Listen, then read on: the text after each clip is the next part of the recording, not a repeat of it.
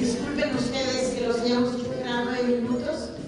Vamos a comenzar esta conferencia magistral, pero antes vamos a ver un video que nos ha pedido nuestro amigo Manuel Arreola pasarlo en cada uno de nuestras sesiones. Adelante.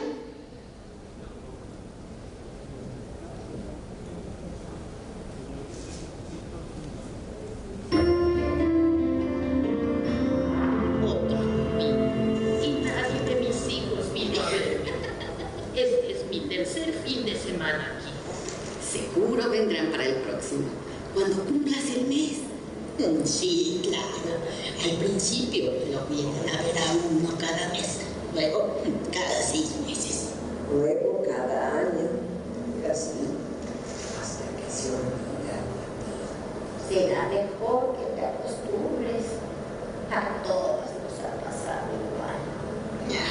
No les hagas caso. Lo peor que podemos hacer en este lugar es perder la esperanza. Comprensión y respeto. La vejez cuenta.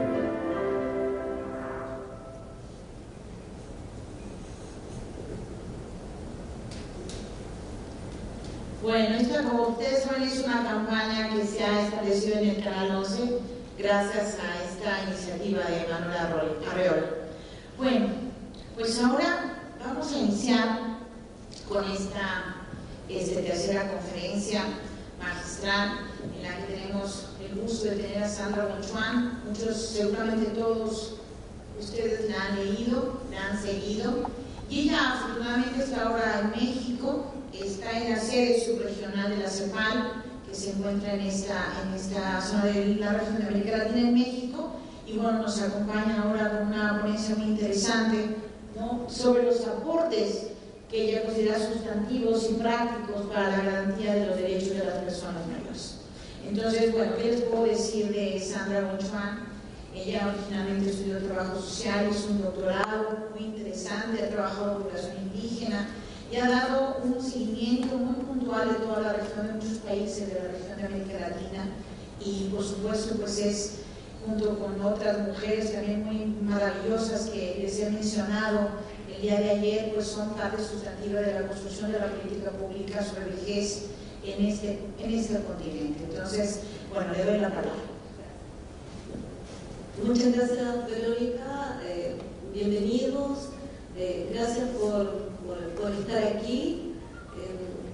Lo que planteamos con Verónica para trabajar en esta conferencia era ir un poco más allá con respecto a cómo garantizar los derechos de las personas mayores, entendiendo garantía como el ejercicio del derecho en la vejez. Sinceramente, creo que elaborar esta conferencia, y se lo agradezco a Verónica, me ha permitido reflexionar sobre otros aspectos relacionados con la Convención Interamericana que hasta el momento no había visualizado de manera tan evidente. Creo que hay distintos puntos que hay que trabajar con respecto no solamente a la ratificación, sino también implementación de la Convención, para que los derechos de las personas mayores sean realidad, en términos generales y en términos específicos. Hacerlo una realidad no es fácil.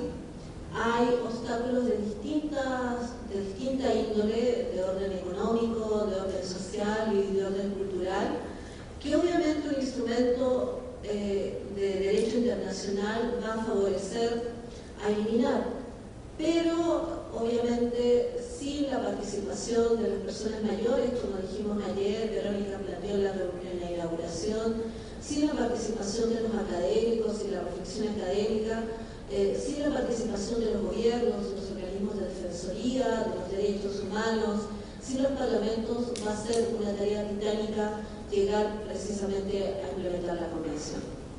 Es por eso que comparto con ustedes esta presentación.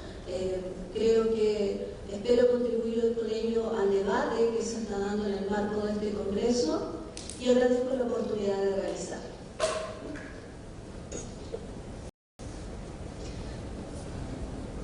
La siguiente, por favor. Yo quiero trabajar en esta oportunidad tres elementos porque volver a recordar algunos elementos que se plantearon previo a la Convención Interamericana, pero que siguen siendo importantes de traer a la mente en el contexto actual. Hoy en día muchos de nosotros conocemos la Convención Interamericana sobre la protección de los derechos de las personas mayores, pero no siempre sabemos el origen de la Convención. No nos vamos a ir a los orígenes, a las primeras reflexiones en torno a este tema que nació alrededor del 2013 en la CEPAL, sino que vamos a hacer una suerte como de panorama previo a lo que ocurría a la adopción de la Convención Interamericana en 2015 y cuál es el aporte de la Convención para superar esos problemas que se identificaban para el respeto, promoción y garantía de los derechos de las personas mayores. Ese es el primer punto sobre el cual quiero invitarlos a trabajar y a reflexionar y que sigan conmigo. El segundo aspecto lo denominé sanas prácticas dirigidas a proteger los derechos de las personas mayores. Quiero reconocer aquí que el término sanas prácticas lo adopté de un seminario muy interesante que organizó la doctora Montes de Oca en el Instituto de Ciencias Jurídicas hace unos días atrás, donde algunos de los ponentes hablaban de la necesidad de implementar estas sanas prácticas en materia jurídica. ¿Por qué sanas prácticas y no buenas prácticas? Porque las buenas prácticas tienen requisitos que tienen que ver con replicabilidad, ¿ya? Pero nosotros sabemos que de acuerdo al contexto institucional donde se desenvuelven, donde se deben ejercer los derechos de las personas mayores, no siempre lo que se realiza en algún país es posible replicarlo en el otro. Sí puede dar algunas directrices, pero no es la idea que en los países uno implemente una ley, uno elabore una ley y el otro haga una copia y un pegado de esa ley. Algo que nos ocurría con el Plan de Acción Internacional de Madrid sobre el envejecimiento y muchas de las leyes que inspiraron ese plan. En América Latina, esto es entre paréntesis, las legislaciones que se adoptaron en la región a partir de 1999 en adelante, si ustedes la leen, son muy similares unas de otras. ¿Por qué? Porque muchas se inspiraron en la ley de Costa Rica, que fue en el año 99, muchas se inspiraron en la ley de la Ciudad de México, en la ley federal de México, pero cuando teníamos esos grandes propuestas para países como Nicaragua o como El Salvador, nos dábamos cuenta que obviamente había que adaptarlo, pero ustedes saben cómo funciona el sistema político, los parlamentos no siempre adaptaban ni hacían una reflexión empírica en relación a qué se necesitaba proteger, sino más bien se buscaba tener una ley que permitiera hacer un cumplimiento parcial o simbólico respecto a la protección de los derechos de las personas mayores. Es por eso que hoy en día me pareció muy interesante este concepto que se planteaba en ese seminario. Hablemos de prácticas que son relevantes y que son acordes a la realidad de ese país. Y luego quise reflexionar en relación a cuáles son las herramientas para proteger los derechos de las personas mayores desde la diversidad. Y esto básicamente para tratar de hacer un aporte a la convocatoria que nos ha hecho la doctora Montes de Oca. Porque podemos decir, bueno, sí, la Convención nos sirve para respetar, promover la garantía de los derechos de las personas mayores. Pero cuando hablamos de persona mayor, y eso lo veíamos con los alumnos en la mentoría hoy, muchas veces vemos igual al sujeto desde una perspectiva androcéntrica. Generalmente asociamos a un hombre blanco, jubilado, que ha tenido una trayectoria de trabajo formal, esta forma corporativista de la que hablaba la ponente anterior y también ha hablado Adriana en distintas ocasiones, Adriana Rovira, pero que no representa esta diversidad de identidades y muchas veces estas fuentes de discriminación que enfrentan constantemente las personas mayores. Y es por eso que quiero destacar y hacer esa lectura de la Convención desde el punto de vista de cómo aporta al enfoque de la diversidad. ¿Sí?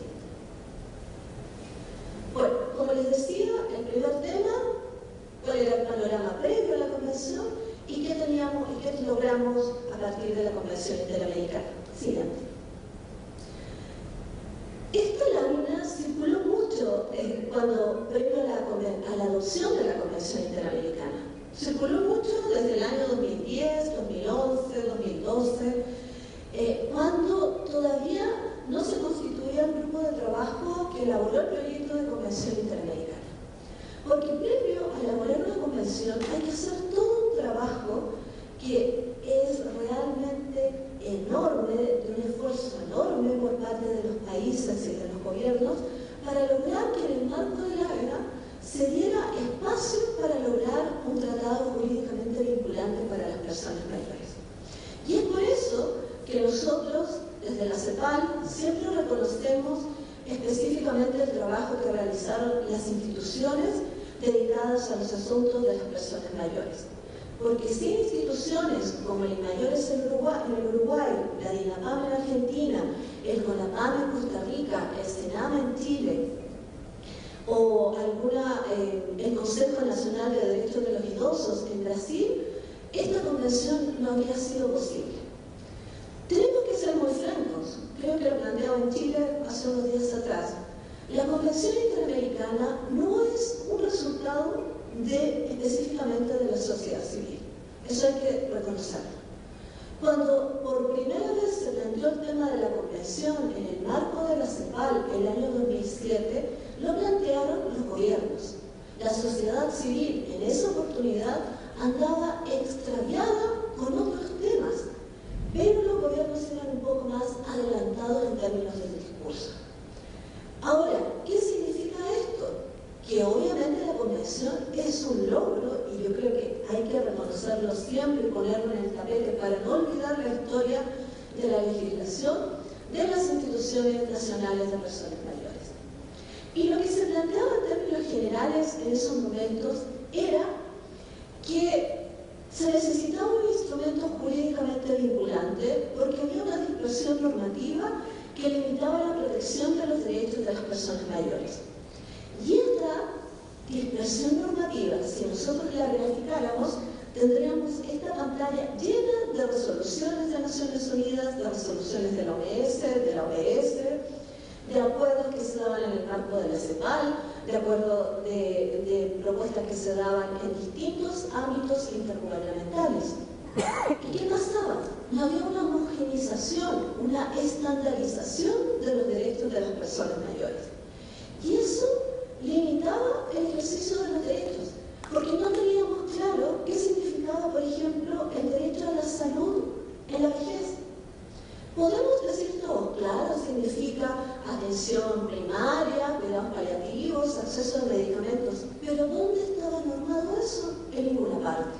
Solamente lo decía el comentario número 6 del Compacto de Derechos Económicos, Sociales y Culturales, y lo planteaba en términos normativos el protocolo de San Salvador. Pero ese protocolo no ha sido ratificado por todos los países de la región y por otra parte no contaba al 2015 con un mecanismo de seguimiento. Por otra parte, había una falta de especificación de los derechos humanos de las personas mayores, porque había una discusión importante y era fue una discusión muy rica y lamentablemente no siempre tan difundida, y yo creo que todavía no Verónica sistematizada. ¿En qué sentido? Lo mismo que les decía. Bueno, tenemos el derecho al trabajo. Sabemos lo que significa el derecho al trabajo en las edades productivas. Pero, ¿qué significa el derecho al trabajo en las edades avanzadas? Claro, contábamos con la recomendación 107 de la OIT sobre trabajadores de edad, pero no era vinculante. Entonces, el punto era, ¿qué era lo específico que había que proteger de un derecho humano para las personas mayores? Esa discusión no fue en absoluto fácil, porque significaba, primero, plantear que las personas mayores podían tener derechos distintos en razón de su edad con respecto al resto de la sociedad, y planteaba también un ejercicio que no era menor y una discusión que era muy preponderante con respecto a si se creaban o no nuevos derechos humanos. Ustedes saben que la doctrina internacional de derechos humanos la creación de nuevos derechos es extremadamente compleja, casi no se menciona. Es algo que está, yo diría, como alejada del espíritu de la norma. Pero en ese marco, con esas limitaciones, porque era muy complejo que los países adoptaran nuevos derechos humanos y crearan nuevos derechos humanos, se necesitaba de todas maneras especificar lo que ya existía en el Pacto de Derechos Civiles y Políticos de Naciones Unidas y en el Pacto de Derechos Económicos, Sociales y Culturales de las Naciones Unidas. Y a esa tarea había que hacerla, y esa tarea no estaba hecha en ninguna región del mundo. Por otra parte, había una insuficiencia en la definición de las obligaciones del Estado. Volvamos al derecho a la salud. Las obligaciones del Estado con respecto al derecho a la salud eran distintas en Costa Rica con respecto a Nicaragua. Países vecinos, los Estados asumían sus obligaciones en relación a cómo proteger el derecho a la salud de las personas mayores de manera independiente, en base al derecho interno, pero nuevamente carecíamos de estandarización y sobre todo carecíamos de visibilidad de esas obligaciones que los Estados tenían con respecto a las personas mayores. Y eso era una insuficiencia enorme para trabajar este tema, porque ustedes saben que para que existan derechos humanos necesitamos un titular y un obligado. Y si el obligado no tiene claro qué debe hacer, los derechos humanos no son más que un discurso. Siguiente, por favor. La Convención Interamericana convirtió a la región de las Américas en la primera del mundo en adoptar un instrumento jurídicamente vinculante. Por favor, siguiente, así, dale un enter, eso. En el marco del Sistema Interamericano de Derechos Humanos se creó la Convención para, yo diría que sorprendentemente, a la vez que América Latina estaba discutiendo sobre la necesidad de una convención, en el caso de África se estaba discutiendo el protocolo sobre derechos de las personas mayores, que era adicional a la Convención Africana de Derechos Humanos, que finalmente se adoptó con posterioridad a la convención, y que es un instrumento ad hoc para África, pero no tiene la misma, yo diría, fuerza legal que tiene la Convención Interamericana.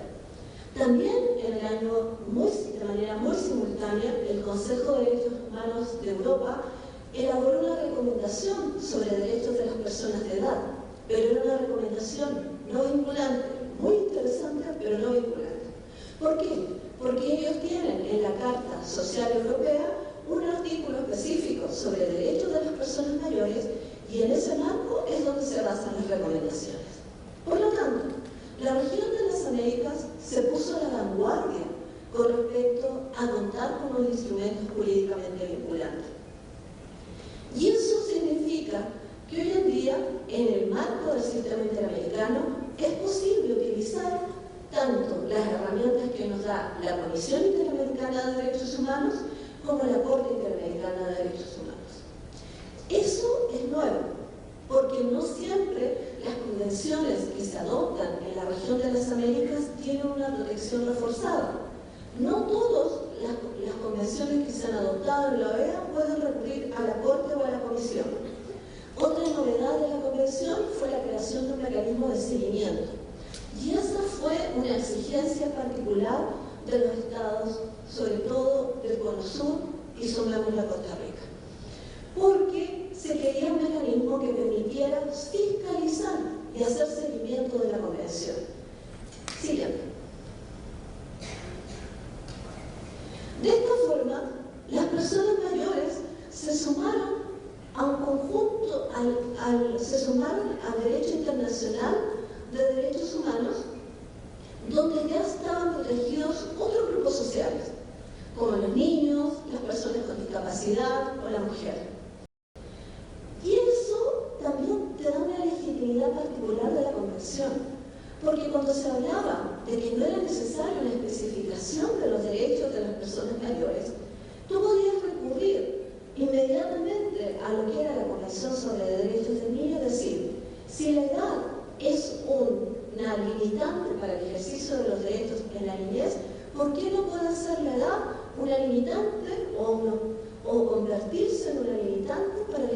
de los derechos en la vejez.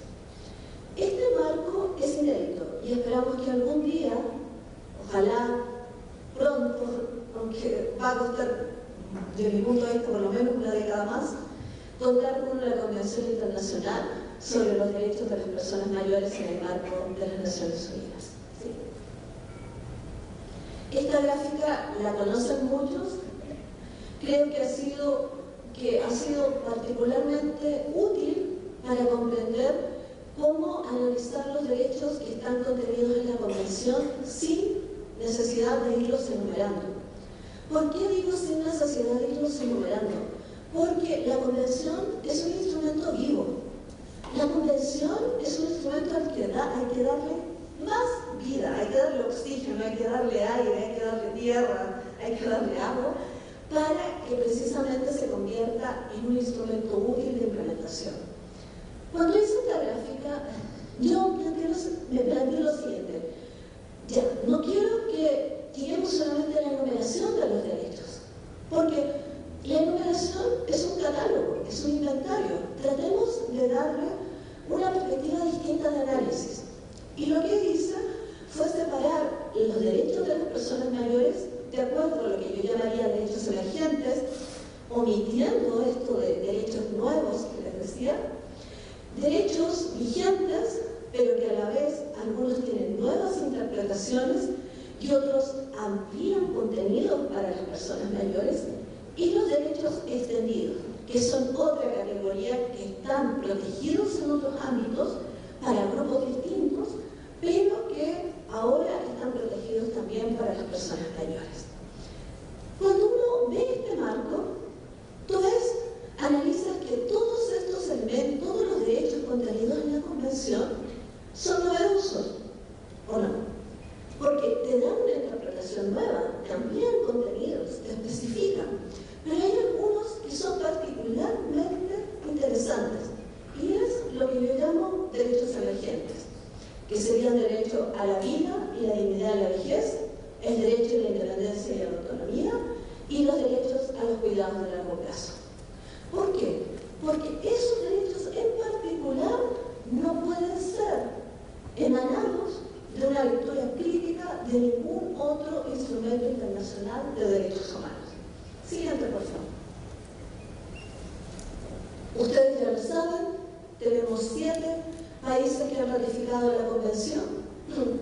Después del segundo país, la Convención entró en vigor, después de la segunda ratificación, y esperamos que lleguemos a los 10 países para implementar el mecanismo de seguimiento.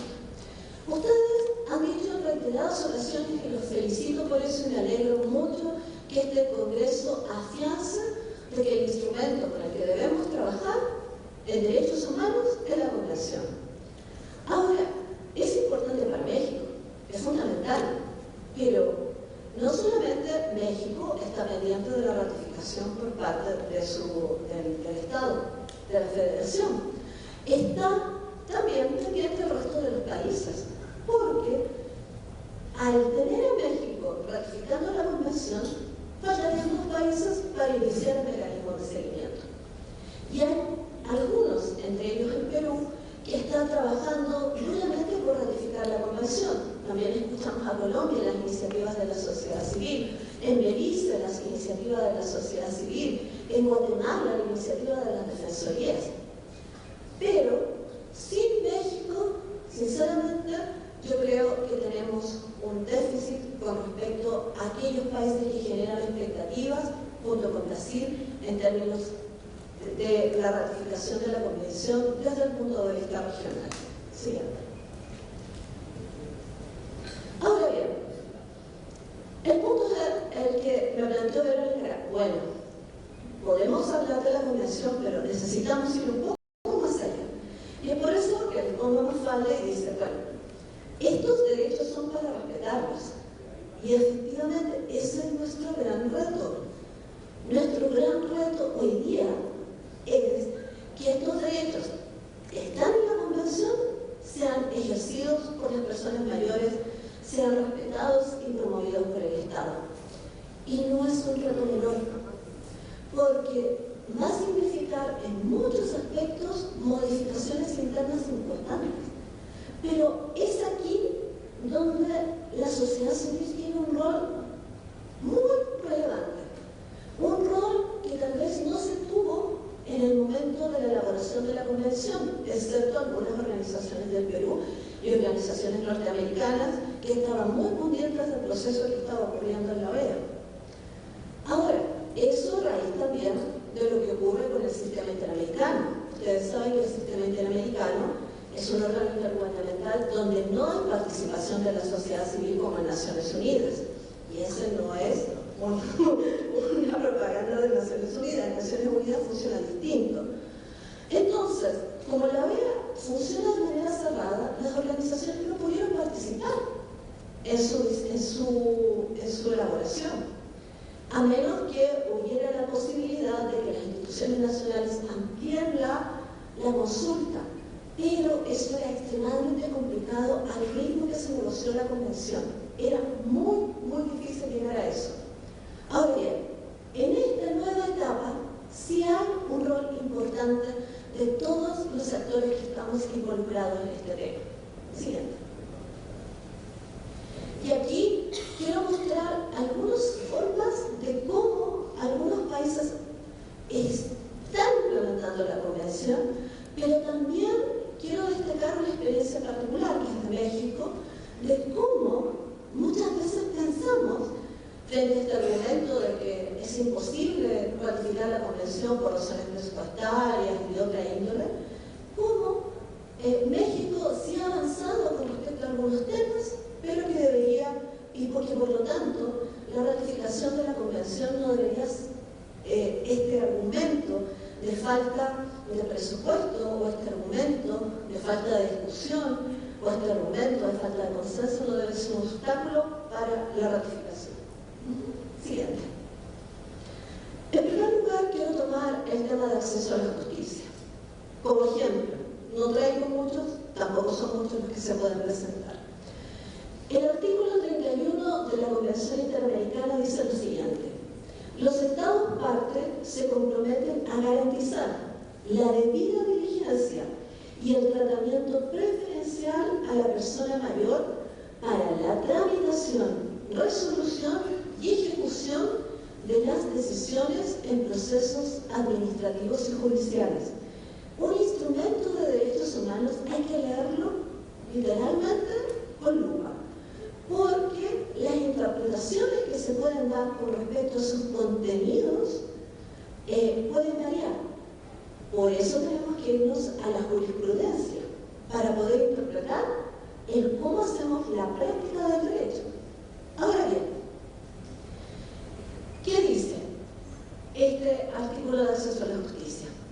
El Estado obliga a tomar medidas razonables para la prevención de violaciones de derechos humanos antes que esta tenga lugar.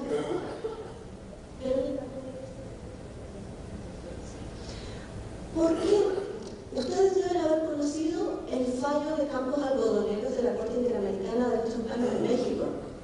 Ese fallo fue precisamente el que da origen a ese FCE. El Estado debe intervenir antes de que se produzca una violación. Eso no son medidas preventivas equivalentes a una campaña. No podríamos decir vamos a hacer una campaña de prevención de VIH y SIDA en las personas mayores y con eso nos quedamos tranquilos porque cumplimos con lo que está establecido en la convención. No.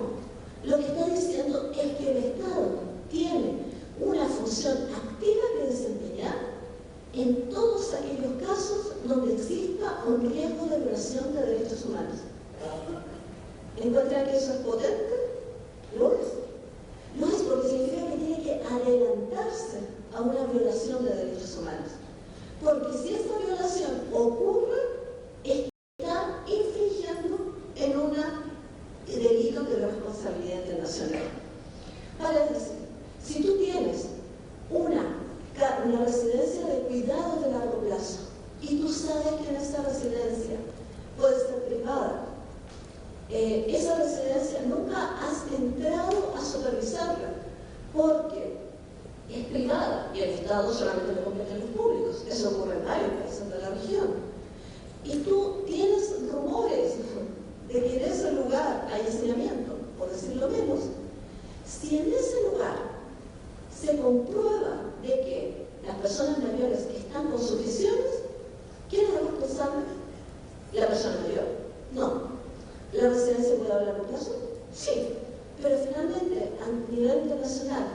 responsable? El Estado, porque no actuó con debida diligencia. Y es por eso que marqué aquí el concepto de debida diligencia, que en el marco interamericano tiene una conceptualización especial para trabajar estos temas. En segundo lugar, entre otros, los Estados deben rendir cuentas de las violaciones de los derechos humanos cometidas no solo por ellos, sino por los actores estatales, sino también por actores no estatales. Tenemos problemas de transporte en la región, tenemos problemas constantes de maltrato en instituciones, tenemos problemas de listas de espera en organismos inclusive de atención de salud privados. Entonces, el Estado no puede desdecirse de lo que está ocurriendo en el privado, porque el responsable a nivel internacional es él. Y aquí nuevamente tiene una obligación que cumplir.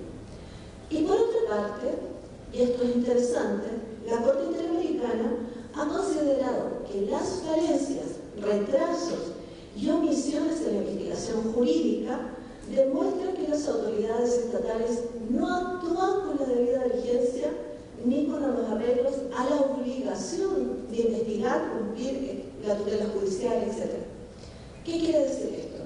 Que si una persona mayor tiene una demanda por alimentos, por el maltrato, si el Estado, porque hay países donde los tribunales de familia no tienen jurisdicción para medidas de protección, si el Estado no tiene, si el juez no tiene esa función, el responsable va a ser el Estado, porque debió haber investigado a tiempo, debió haber procurado precisamente evitar los retrasos en que la persona mayor acceda a la justicia.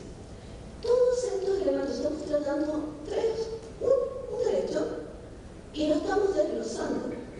Y no he desglosado el tratamiento preferencial, solo la debida diligencia. Por lo tanto, si nosotros imaginamos la envergadura del desafío para implementar la convención, es enorme. Y es ahí donde entramos todos los actores, porque hay que seguir profundizando en el fondo cómo llevas a cabo este artículo, cómo llevas a la práctica este artículo considerando esos dos elementos fundamentales. Este es el extracto del artículo, no es el artículo completo. Por eso les digo que la convención es un instrumento libre. Siguiente. Como ejemplo, ¿qué quiero poner? El acceso a la justicia de las personas mayores en Costa Rica. En Costa Rica existe una política de accesibilidad para grupos en condición de vulnerabilidad. Y dentro de esa política existe un apartado específico para personas mayores. Y además existe una comisión de acceso a la justicia donde hay una subcomisión específica para personas mayores que favorece la accesibilidad. Ahora, ¿por qué esto se da en Costa Rica en particular? Además de ser un país extremadamente legalista como ocurre en Chile, lo que ocurre en Costa Rica es que el equivalente a lo que sería la Corte Suprema de Justicia tiene fallos sumamente interesantes con respecto a los derechos de las personas mayores basados en la Convención. Costa Rica ya a nivel de Corte Suprema, equivalente a la Corte Suprema, está utilizando la Convención para proteger derechos de las personas mayores, inclusive en temas como medicamentos, capacidad de decisión, etc. Dentro de la política de acceso a la justicia, lo que está planteando Costa Rica y está implementando, por una parte, es la adecuación de los servicios. ¿Adecuación para quién? Para este grupo que tiene una necesidad en particular. Está planteando, implementa un trámite preferente, una atención prioritaria para las personas mayores, tiene todo un sistema de concientización y capacitación para los funcionarios de justicia y de información sobre servicios, trámites y procedimientos judiciales. Ahora, es bien interesante, porque lo que está diciendo Costa Rica, sí, vamos a adecuar los servicios, vamos a dar el trámite preferente, vamos a poner directrices para atención prioritaria, pero no logró nada si no tengo a mi personal de justicia completamente no sensibilizado, sino también concientizado en relación a que la atención preferente de las personas mayores o la atención prioritaria son parte de la obligación que tiene como funcionario público. Porque lo que dice la política de accesibilidad de Costa Rica es: sin acceso a la justicia no hay derechos. Por lo tanto, adecuamos el sistema para este grupo particular. Y ese es el primer ejemplo que quería traer, precisamente para que analicemos y conozcamos el cómo se puede implementar la convención. Siguiente.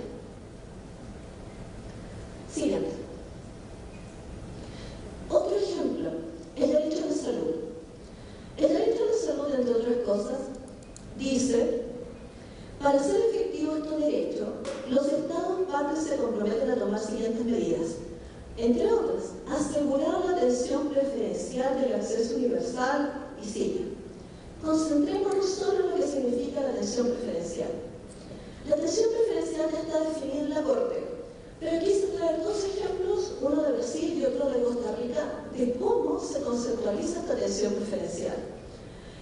Brasil dice lo siguiente: la atención preferencial es la obligación por medio de la cual se debe dar atención prioritaria en las reparticiones públicas y empresas concesionadas de servicios públicos. Se ofrece mediante un servicio individualizado y atención inmediata. ¿Cuál sería la dificultad o qué tendría que cambiar Brasil para precisamente dar cuenta o cumplir con lo que dice la Convención? En primer lugar, que no solamente tienen que ser empresas públicas o concesionadas, eso es fundamental. La otra definición de la ley de Costa Rica: toda institución pública o privada, Costa Rica va más allá, que así lo acuerde, ahí está la dificultad, y que brinde servicios al público, deberá mantener una infraestructura adecuada, asientos preferenciales, otras comodidades para las personas mayores que se requieran. ¿Qué es lo que vemos? Ambas son previas a la Convención. Primero, que el espíritu de la atención preferencial que nos está planteando el derecho a la salud no está recogido en estas dos legislaciones. ¿Qué es lo que hay que hacer? Modificarlas para que sean acordes a la Convención. 5. Siguiente. Y aquí les traigo un ejemplo sobre el derecho a la atención preferente de salud en Chile, porque me parece interesante el cómo Chile, a partir de la sentencia de la Corte Interamericana de Derechos Humanos sobre el caso Vilches Poblete, empezó a realizar acciones precisamente para cumplir con lo que le está exigiendo la Corte. Y aquí, ¿qué fue lo que se aprobó la semana pasada, que concluyó recién su tramitación y que está en condiciones de ser aprobado? Una ley que plantea el derecho a la atención preferente y oportuna en cualquier prestador de atenciones de salud, sea público o privado, eso es bien complejo en Chile, y que este derecho incluye consultas médicas, medicamentos, toma de exámenes y procedimientos complejos, llámese tomografías, escáneres, etc. Es muy interesante cómo Chile, siendo un país de la corte neoliberal como es, está planteándose de que efectivamente el Estado es responsable. Y yo también voy a intervenir a los privados. Y en este caso, una clínica equivalente a la ABC en Santa Fe, por ejemplo, estaría obligada a dar atención preferencial en consultas médicas a personas de 60 años y más. Y lo mismo estarían todas las clínicas del IMSS si fuera el caso de México. Siguiente, pausa. Siguiente. Lo otro me lo va a estar, seguramente la doctora lo va a difundir. Y por último, y repito un poquito, pero quiero plantear algunas herramientas para proteger los derechos de las personas mayores desde la diversidad. Siguiente. Y aquí quiero plantear cuál es el aporte de la Convención. Porque inicialmente se esperaba, cuando la Convención nace de un proyecto que se negocia a nivel de los estados previo a llegar a la OEA.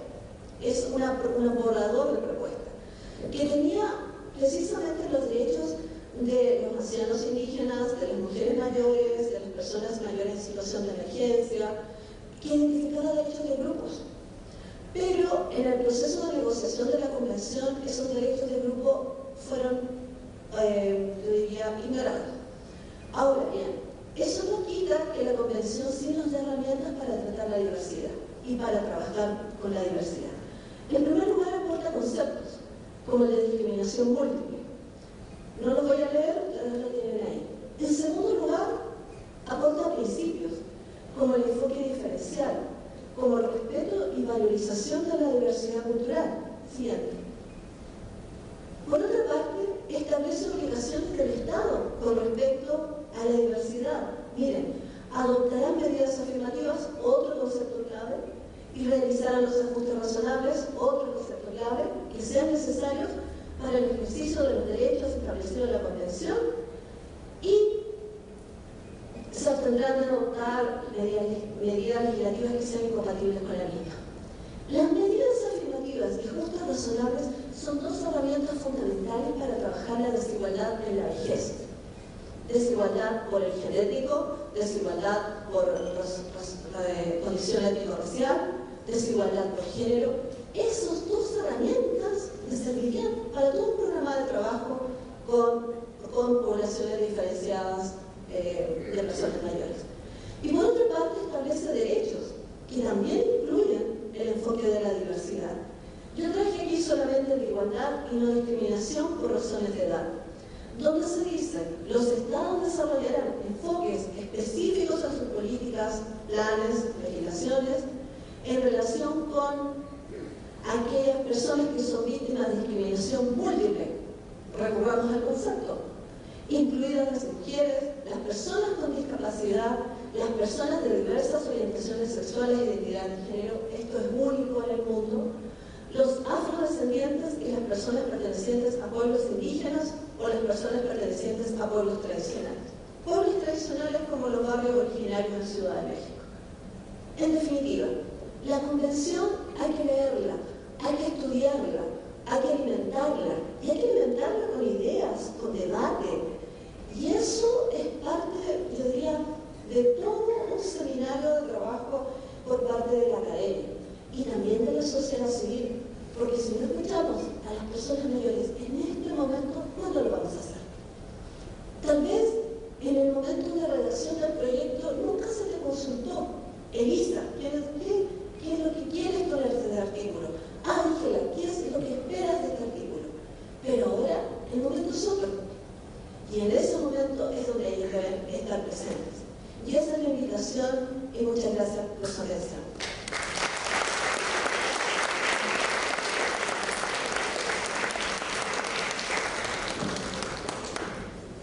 Bueno, pues sin duda una temática central, sobre todo creo que una mirada de rompimiento con un paradigma que vea los instrumentos jurídicos estáticos, unas estructuras impenetrables, que nosotros, al darnos cuenta de en dichos aportes sustantivos que menciona Sandra, tenemos la oportunidad de apropiarnos de esta jurisprudencia y de esta cultura jurídica, de estos documentos, y no dejarlo, ¿no?, en el ámbito meramente del derecho o del abogado o de los abogados, sino hacerlo propiamente nuestro. Y a mí me parece que en esa misma lógica, independientemente de que nuestra nación al final ratifique la convención, creo que en la sociedad civil y nosotros como población tenemos que apropiarnos de esta convención. Y hay un dato muy interesante para el caso de México y para la actuación de los jueces en materia de derechos de las personas mayores. Al existir un paradigma y un instrumento vinculante tan poderoso como es la convención, si los jueces tienen conocimiento de este gran documento, en algún momento determinado, si la sociedad civil, si el derecho, si la jurisprudencia es una buena abogacía, en caso necesario, puede aspirar a retomar esta convención. Así se ha hecho con el Tratado de Libre Comercio. Se han saltado a la Constitución misma para llegar a un acuerdo internacional. Exactamente lo mismo podemos hacer con la convención. Y de hecho, es hasta un poco también el trabajo que ha hecho la Comisión Nacional y que hemos hecho alrededor de la Comisión Nacional y de cualquier otro organismo defensor de los derechos humanos y organizaciones de la sociedad civil que defienden los derechos humanos de todas las poblaciones, pero especialmente de la población adulta mayor. Y yo creo que esta conferencia nos permite ratificar que los documentos como esta convención está vivo y que tenemos que tener mucha agudeza en su interpretación y mucho cuidado, porque una de las cosas que efectivamente resultaron como impresionantes en el seminario de jurídicas de la semana antepasada fue cómo, a pesar de que la Constitución tiene los derechos humanos de la reforma del 2011, la ley de personas mayores de la nación mexicana reduce las leyes, reduce los derechos. Es una cuestión impresionante que salió en la discusión en el Instituto de Investigaciones Jurídicas con el SUYE cuando hicimos este seminario. Entonces, ¿cómo a partir de ciertos conceptos y definiciones va reduciendo?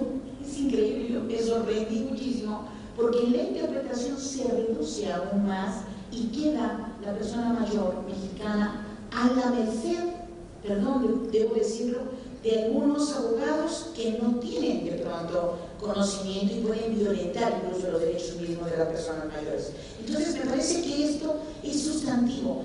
No, a veces, perdonen que yo quiera adelantarme como siempre en algunas situaciones, pero a veces no es necesario nada más que ratifiquen el Estado mexicano. Nosotros podemos adelantarnos por la vía libre y empezar a apoderarnos de este instrumento y evidentemente seguir discutiendo en nuestras organizaciones, en nuestras universidades, con la población, porque tenemos que hacer nuestro este instrumento vivo a través de la apropiación de esa jurisprudencia y hacer que realmente la cultura jurídica sea parte de la propia población y no solamente de legos, abogados o juristas. Y me parece que esto es central con lo que nos has dicho, Sandra. Pero yo quisiera, solamente tenemos unos 2 minutitos como para 2 preguntas a nuestra ponente.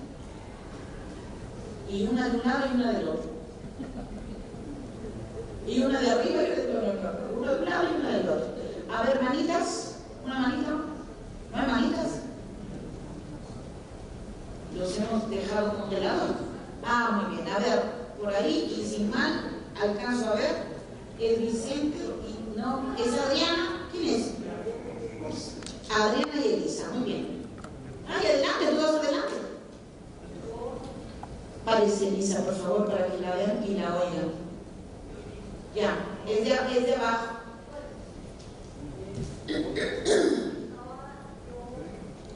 Pensando en algo específico, que Sandra mencionaba, bueno, entendí la importancia de la convención teniendo en cuenta, entre otras cosas, la diversidad de normas en todas partes, la necesidad de vinculación, pero también las múltiples interpretaciones. Entendí, Sandra, que te referías al derecho a la salud, por ejemplo, y a la necesidad de que países como Costa Rica adaptaran sus normas a la convención. ¿Estoy en lo cierto? ¿Por ayer? Bueno, es que estoy pensando en Colombia, que no ha ratificado la convención. Y estoy pensando en que Colombia tiene una norma que dice que los derechos de los niños son los más importantes de los derechos y priman sobre cualquier otro derecho. Estaba yo pensando en el ejemplo que te entendí, que pusiste el derecho a la salud y la necesidad de atención prioritaria, pero también estaba sumando a eso el conocimiento que yo tuve, y estoy hablando de una investigación y algunas más en la década del 70 en Colombia, en la Facultad de Enfermería de la Universidad Nacional, hicieron un estudio sobre cuáles serían los pacientes preferenciales. Y uno de los resultados fue que los pacientes preferenciales no eran las personas viejas, porque les queda o nos queda muy poco tiempo por vivir, que serían otras personas y por razón de tener más vida por delante tendrían que ser preferenciales.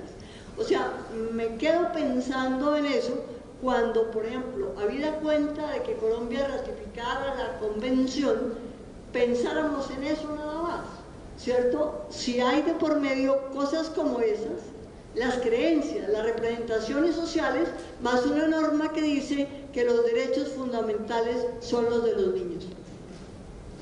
¿Está muy enredada mi inquietud o puede haber más enredo? Bueno, primero felicitar a Verónica por la iniciativa de generar un eje de derechos humanos en este tipo de instancias académicas. Me parece que es sustantivo y que en realidad nos permite como discutir sobre eso.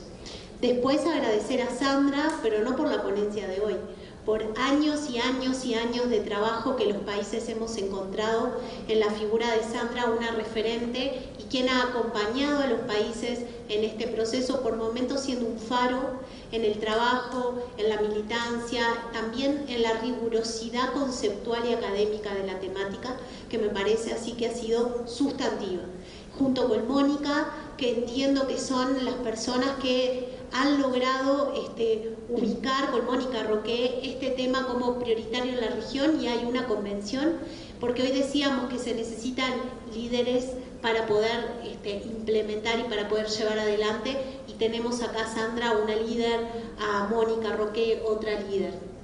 Quizás lo que te voy a pedir, Sandra, es que puedas explicar al auditorio la importancia de los 10 países y la importancia que tiene la Comisión, qué rol cumple una vez que se puede dar seguimiento a los estados partes que han ratificado la Convención, y qué impacto puede tener eso en la aplicabilidad y en la continuidad del acceso y la ampliación de los derechos humanos de las personas mayores en la región. Gracias. Sí, muchas gracias, Elisa y Adriana. Quiero plantear en primer lugar que lo que decía la doctora Verónica de Montes de Oca también es extensivo a los países que aún no han ratificado la Convención. En rigor, el derecho internacional, cuando la Convención entró para la redundancia, en rigor, con la ratificación del segundo país, la Convención puede ser utilizada por cualquier juez, por cualquier sala legislativa, para hacer leyes a nivel de entidades federativas, puede ser utilizada en Colombia para defender derechos de las personas mayores. Claro. Ahora, eso es interesante, porque si Colombia o México se hubiesen retirado hubiesen puesto una objeción al momento de la adopción de la Convención, la adopción por parte de la Asamblea General el 15 de junio, ellos no serían equivalentes a ser cómplices del mismo instrumento.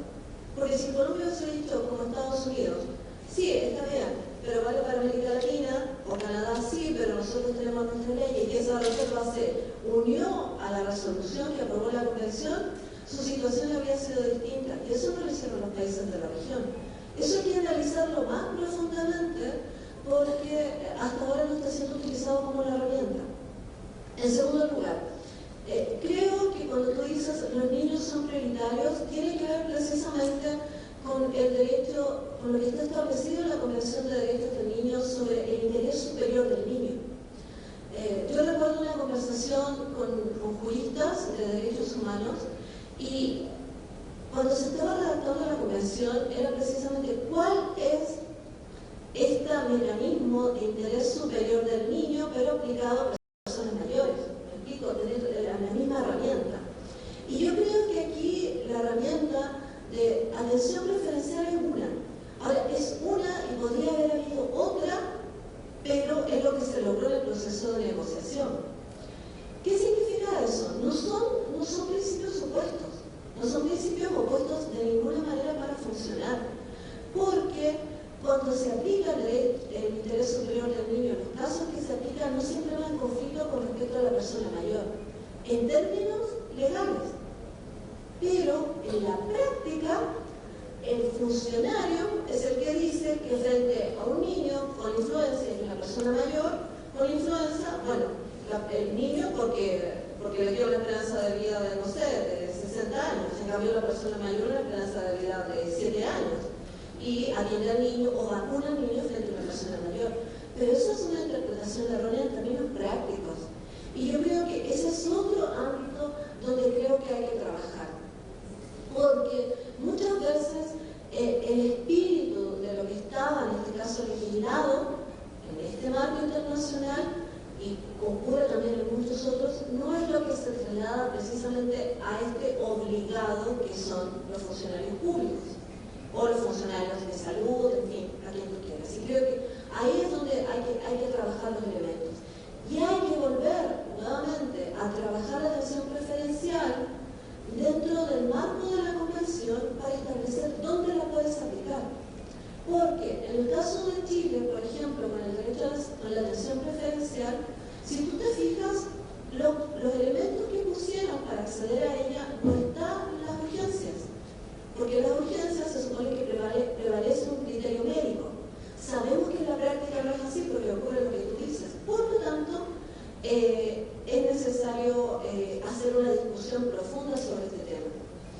Ahora, respecto a lo que dice Adriana Rovira sobre el mecanismo de seguimiento, efectivamente la Convención tendría un mecanismo de seguimiento compuesto por la Conferencia de las Partes, donde la presidencia sería el Uruguay, porque el Uruguay fue el primer país que depositó el instrumento de ratificación en la OEA. La Conferencia de las Partes va a permitir hacer un seguimiento de manera periódica de la implementación de la Convención por medio de la presentación de informes. Para decir, se va a tener un mecanismo equivalente a lo que tiene la CEDAW, a lo que tiene la Convención sobre Derechos de las Personas con Discapacidad o la Convención sobre Derechos del Niño. Y ese mecanismo es precisamente el que permite poner en escena la obligación internacional de los Estados a ratificar un tratado jurídicamente vinculante. Por otro lado, el mecanismo va a estar compuesto por un comité de expertos, y ese también es relevante, porque estas preguntas que tiene Elsa, esto que plantea Elisa, esto que plantea Verónica con respecto a los jueces, cómo se trabaja con los jueces, o si tenemos dudas con respecto a la debida diligencia, el comité de expertos va a permitir dirimir y generar recomendaciones que permitan la efectiva implementación de la Convención. Y es por eso tan importante lograr los 10 países que hayan ratificado el instrumento. Bueno, pues como se dan cuenta, esta cuestión de interpretación es algo que no es únicamente, es tan importante que no puede dejarse únicamente a los abogados, y tenemos que entrar a estudiar con detalle toda esta cuestión, porque estamos viendo que es un instrumento fundamental, único en el mundo y está en este continente, y yo creo que tenemos muchísima tarea y no podemos congelarnos esperando a que la Secretaría de Hacienda o la de Relaciones Exteriores o quien sea, el Estado mexicano apruebe esta convención. Y la convención es nuestra ya, en el momento en que esto se adoptó, aunque nos tardemos en ratificar como Estado, lo que podemos como sociedad civil adelantarnos. Al menos ese es el objetivo también de este Congreso Internacional, ¿no? Que nos empoderemos nosotros mismos. Doy por terminada esta conferencia y me gustaría que la acompañaran con un fuerte aplauso para Sandra.